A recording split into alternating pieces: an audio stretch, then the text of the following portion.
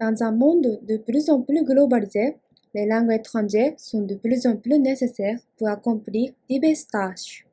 Une méthode pour y parvenir est la perspective actionnelle préconisée par le CECR. Cependant, au Japon, elle est presque inconnue. L'utilisation de la langue dans la société n'est pas envisagée et l'accent est mis sur l'acquisition de la grammaire ou de vocabulaire.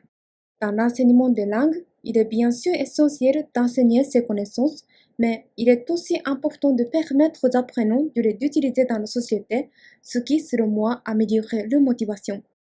Il me semble nécessaire de promouvoir la discussion sur cette perspective axée sur l'utilisation de la langue dans la société pour améliorer l'enseignement du français au Japon. La première étape pour moi était de mieux comprendre la perspective actionnelle en m'appuyant sur la recherche et la pratique en France. Donc, j'ai étudié pendant un an dans le programme de master du FLU à l'Université de Franche-Comté à Besançon comme boursière de gouvernement français.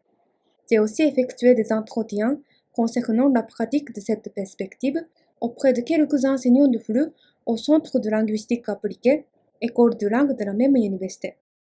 Les résultats ont montré que la majorité des enseignants pratiquent la perspective actionnelle et ils voient favorablement cette perspective.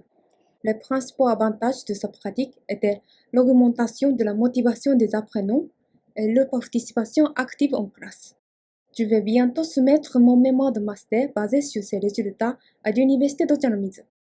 Bien qu'il y ait beaucoup de différences entre le FLU en France et au Japon, la perspective actionnelle pourrait être une méthode efficace au Japon. En examinant sa contextualisation au Japon, je voudrais contribuer à l'amélioration et au développement du FLU au Japon.